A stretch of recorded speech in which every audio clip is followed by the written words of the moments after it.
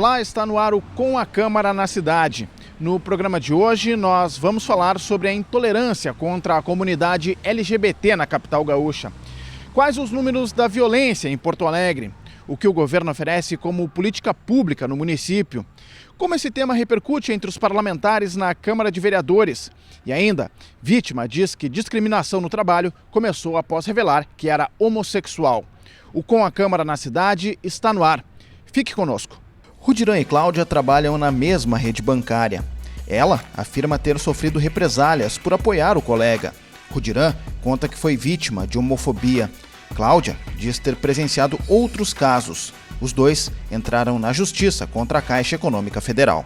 Logo que se tornou notória a minha condição de homossexual, né? Então comecei a sofrer diversos tipos de preconceito e discriminação dentro da empresa. Como óbice ao meu crescimento profissional, exclusão de promoção. Passei por mais de 20 agências, foram muito mais do que 20 transferências que aconteceram, o que me fez adoecer. E sempre se deu de forma indireta, porque é uma coisa tão torpe, a homofobia, que só o nome já faz com que as pessoas, só a perspectiva de ser caracterizado como homofobia, uma atitude de um superior teu, já é feito tudo de uma maneira camuflada, né? Teve uma situação de uma estagiária transexual, né, que trabalhava na agência Shopping João Pessoa, por volta de anos de 2011, 2012, que ela conviveu conosco, né, nesse período, e ela passou por várias humilhações, várias dificuldades, assim. Para ter uma ideia, ela tinha dificuldade de ir no banheiro, porque no início forçavam ela a ir no banheiro masculino e ela ficava então o dia inteiro se segurando, porque era extremamente constrangedor para ela entrar no banheiro masculino. E depois de mais um tempo, ela começou a entrar no banheiro feminino, e aí as agressões foram maiores. E tinham as piadinhas também, né? Muitas piadinhas de, não vamos convidar algumas pessoas para o jogo de futebol, porque senão a gente não vai poder ficar de costas, vai tomar bolada nas costas. Descontaram meu salário, mesmo o INSS tendo reconhecido o nexo causal, que eles chamam, né? Que é a relação entre o que você passou e o adoecimento que você teve, que no meu caso eu tive estresse, tive episódios de esquecimento, estafa física, emocional. Eu cheguei a um ponto assim que eu estava tendo praticamente síndrome do pânico, assim. Eu estava começando a ter episódios assim de pânico. Casos de discriminação são uma rotina no Centro de Referência às Vítimas de Violência. As denúncias relacionadas à população LGBT representam cerca de 10% das demandas do CRVV. Se tu olhar assim, entre 2012 e 2015, nós temos 44 casos. Num universo, né, de atendimento, que é uma violação de direitos humanos, que a gente tem de todas as violações, ele daria uns 10%. Né? Uns 10% dessa população ela chega até o centro de referência. 10% relativos à população LGBT. A população LGBT, ela busca, e são casos extremamente complexos, que exigem um olhar diferenciado do técnico, que exige uma parceria junto ao Estado pela questão do acompanhamento, que normalmente 90% dos casos ele é ajuizado, então ele tem a questão crime, né? Então, violência física, psicológica, muito acontece. Então, eu acho que é um universo, na minha opinião, né, pelos esses 10 anos que o Centro de Referência atua, 11 quase, é um número bastante significativo. A Secretaria ela faz um acolhimento, né? Nós, a partir desse acolhimento, repassamos para os técnicos do Centro de Referência às Vítimas da Violência, e ali é identificado que tipo de violência, né? Às vezes acontece a violência familiar, né?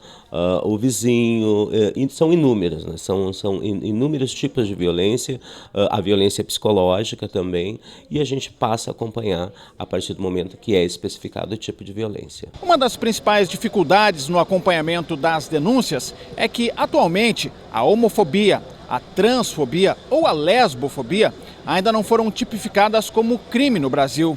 Há um projeto de lei que tenta mudar essa situação. No entanto, o texto tramita no Congresso Nacional há quase 10 anos. Sem uma legislação específica, ficam prejudicados o desenvolvimento de políticas de segurança para essa comunidade e também a punição aos agressores. Secretário, como a gente não tem hoje, por exemplo, uma delegacia especializada, também não há uma tipificação dessa criminologia, isso dificulta o trabalho da Secretaria? Dificulta um pouco porque, às vezes, as pessoas, as vítimas da violência, na questão agora dos LGBTs, eles não procuram registrar o boletim de ocorrência, e aí às vezes perguntam, mas por que não registra o boletim de ocorrência? Por medo de serem hostilizadas, né? Por medo de não serem levadas a sério. Então esse é um tema que mobiliza também a Ordem dos Advogados do Brasil, e a OAB está trabalhando num estatuto. Sim.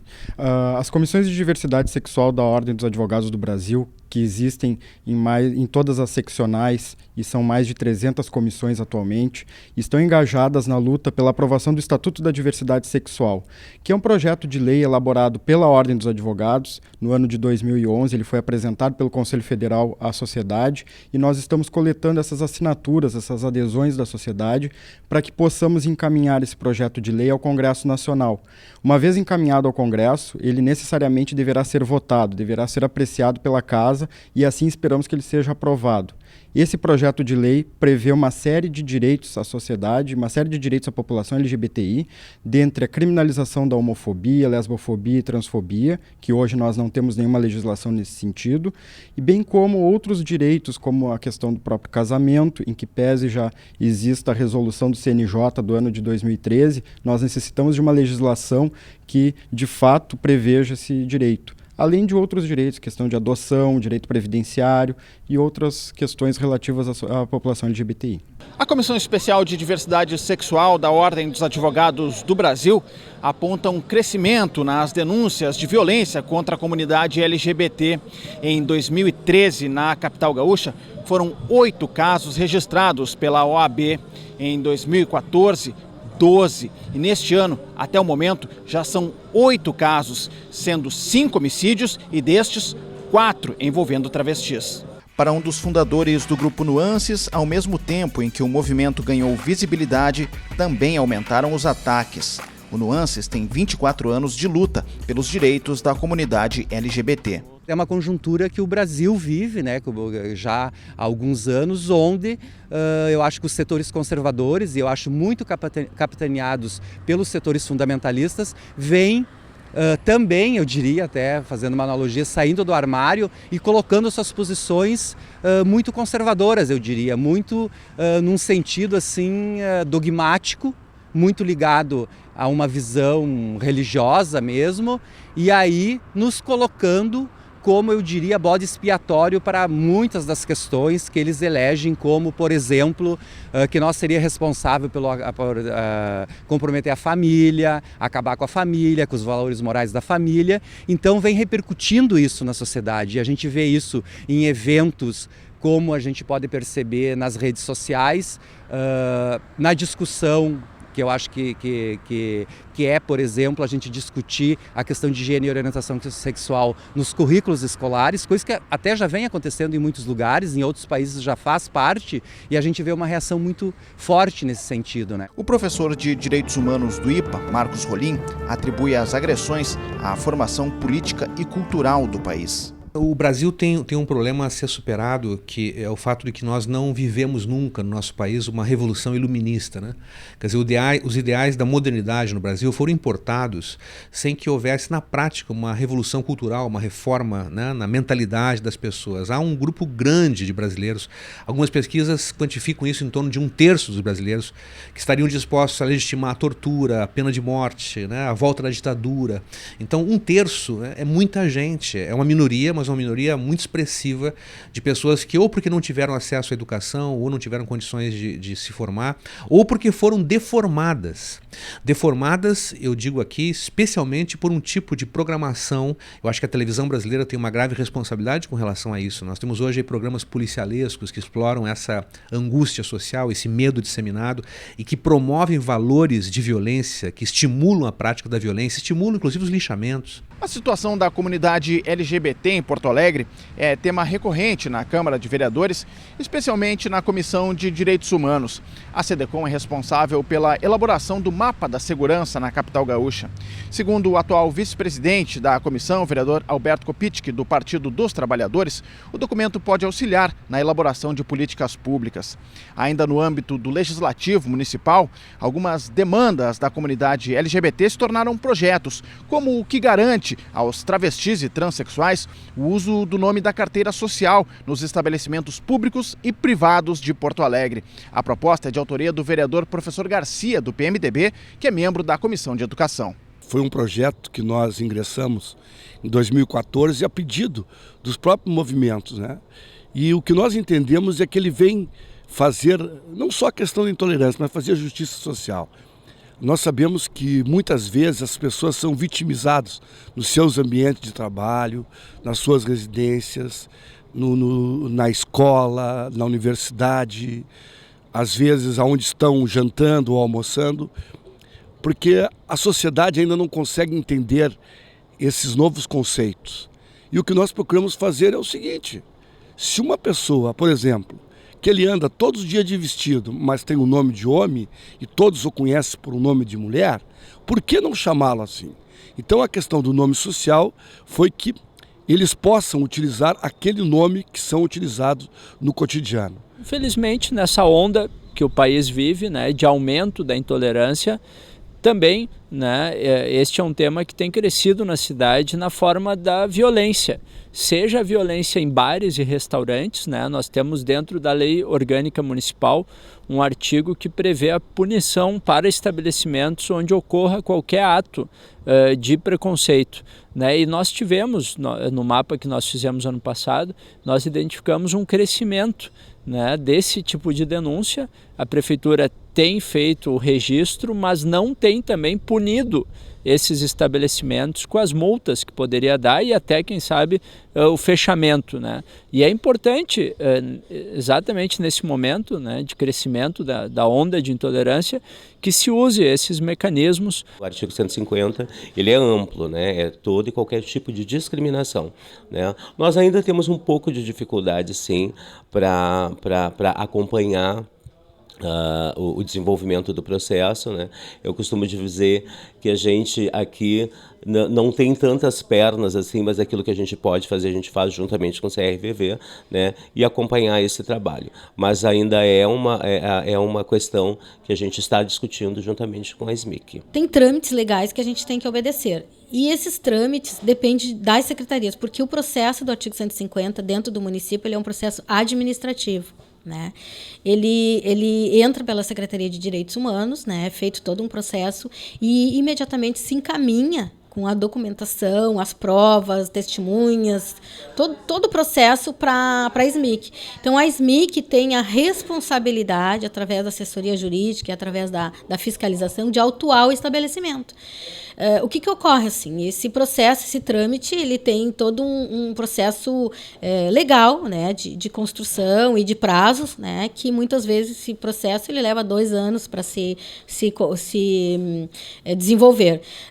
Nem sempre, né, a gente consegue acompanhar esses casos, porque como ele fica na assessoria jurídica da SMIC e retorna depois, não sabemos de todos eles, alguns voltam, outros não, se o estabelecimento foi realmente autuado. De acordo com dados do mapa da segurança, entre 2002 e 2011, foram registrados 17 casos referentes ao artigo 150 da Lei Orgânica do município.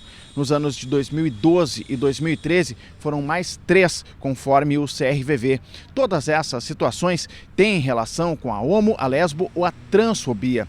A Secretaria Municipal da Produção, Indústria e Comércio informou que esses são casos isolados. A SMIC enviou para a nossa reportagem uma relação com 55 estabelecimentos que teriam sido autuados nos últimos anos, mas não soube dizer quais desses casos têm ligação com o artigo 150. A Secretaria orienta que as vítimas façam um registro policial, pois este é o primeiro passo para embasar as autuações. Segundo especialistas, uma das formas de combater a discriminação é levar o tema para a escola, para dentro da sala de aula. A proposta pautou uma ampla discussão na Câmara de Vereadores no final do mês de junho, quando os parlamentares votaram o Plano Municipal de Educação. As galerias ficaram lotadas. De um lado, a comunidade LGBT, do outro, contrários à temática da diversidade. Clima tenso, discussão. A nossa luta é todo dia sobre o racismo. A proposta foi aprovada sem incluir a identidade de gênero na política escolar. Determinados conceitos, para uma criança de 7, 8, 9 anos, ainda eles não têm essa maturidade, não compreende, porque nessa faixa etária, meninos e meninas, eles não fazem identidade de gênero, mas foi o que foi possível ser construído, e o que foi construído em Porto Alegre é o que foi construído em todo o Brasil. Poderíamos ter avançado mais? Poderíamos, mas eu acho que a livre orientação sexual seria um avanço. Não ocorreu e a vontade da família ainda impera, isso é importante. Nós tivemos esse triste retrocesso no Plano Municipal de Educação, onde a nossa cidade, por 10 anos, mergulhou num obscurantismo, onde não se poderá discutir questões de sexualidade, questões de preconceito, e que é exatamente o momento que nós mais precisávamos debater, e é na educação que a gente muda as concepções e faz a sociedade reconhecer as diferenças e não ter ódio dessas diferenças. Nós lamentamos muito que tenha ocorrido aquela votação e que tenha sido expurgado do projeto, do plano, a questão da orientação sexual e identidade de gênero. Nós precisamos debater esses assuntos na escola e a escola é um dos melhores locais para que se possa fomentar esse tipo de debate e que nós possamos combater todas as formas de preconceito. É na escola onde acontecem os bullying, os conflitos, e a escola é um espaço extremamente rico para discutir a diversidade cultural, política, ideológica, da história. Aprender os conteúdos e discutir é exatamente na escola, porque é na escola onde que o cara vai dizer tu é uma bicha, onde que tu vai apanhar ou não, onde tu vai ser discriminado. Sobre o caso que mostramos no início do programa, a Caixa Econômica Federal informou em nota que as transferências do servidor ocorreram por não haver vaga no cargo que ele ocupava inicialmente. O banco também garantiu que tem compromisso com a diversidade. Segundo a Caixa, são realizadas parcerias com órgãos e entidades que promovem a cultura de respeito às diferenças. É uma luta de toda uma classe de pessoas, todo mundo que passa por isso. São mulheres, são homossexuais, são negros. Todas as pessoas que não são... A gente vive numa sociedade heteronormativa, onde se você não é homem, heterossexual, branco, você vai sofrer discriminação, você vai ser preterido. E isso é uma coisa que tem que acabar, né? A gente tem que evoluir, a nossa sociedade tem que evoluir. E o que se tem de política pública, Célia, em termos de atendimento dessa população, assim, o trabalho das ONGs, o trabalho do próprio poder público, da OAB, como é que se articula essa rede para tentar, enfim, atender essa população? Olha, eu acho que hoje nós temos assim um movimento razoavelmente organizado, nós temos articulações políticas em vários setores, nós conseguimos, em alguns casos, fazer com que o Estado tenha se comprometido de uma certa forma. Nós temos um Conselho Estadual LGBT, nós temos um programa estadual, nós já conseguimos que o Ministério da Educação pelo menos tivesse uma portaria para que as escolas do Brasil inteiro respeitassem o nome social das travestis e transexuais. Nós temos alguns planos na área da saúde, mas eu acho que ainda falta muito. O que nós estamos percebendo é que há também muitas vezes o desinteresse na apuração desses fatos, né? Como se eles não tivessem a importância que tem e que na verdade são situações que infernizam a vida de seres humanos, né? Tratados como se fossem desprezíveis, né? Merecedores de violência, de qualquer tipo de agressão, como acontece nas ruas. Nós temos visto não só aqui no Rio Grande do Sul, em vários estados brasileiros, né? Em alguns casos até mais grave do que aqui, situações muito sérias envolvendo inclusive a morte de pessoas pelo simples fato de serem homossexuais. Eu acho isso absolutamente inaceitável. É impossível que em pleno século XXI, né, numa democracia como a brasileira, ainda nós temos que conviver com cenas medievais como essas, né, com preconceitos tão torpes, né? Como a população pode participar dessas assinaturas? Como é que a população pode aderir a esse estatuto? Bom, nós temos um site que é www.estatutodiversidadesexual.com.br.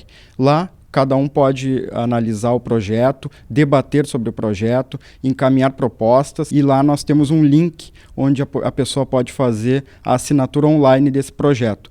Também nós temos um material de divulgação e os próprios formulários onde as pessoas podem imprimir a partir desse site e coletar as assinaturas, e ali nós temos um endereço onde pode ser encaminhado. O Congresso Nacional aprovou uma legislação diminuindo a quantidade de assinaturas para esses projetos por iniciativa popular. Antes nós precisávamos de 1% de todo o eleitorado em todo o país. Agora nós necessitamos de apenas 500 mil assinaturas.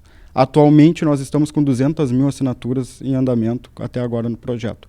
Precisamos que a sociedade se engaje cada vez mais para que a gente possa, pelo menos até o final desse ano, já ter uma perspectiva para poder encaminhar ao Congresso Nacional. O Com a Câmara na Cidade fica por aqui. Convido você a visitar a nossa página no Facebook e conferir toda a programação da TV Câmara. Muito obrigado pela sua audiência, um grande abraço e até a próxima semana.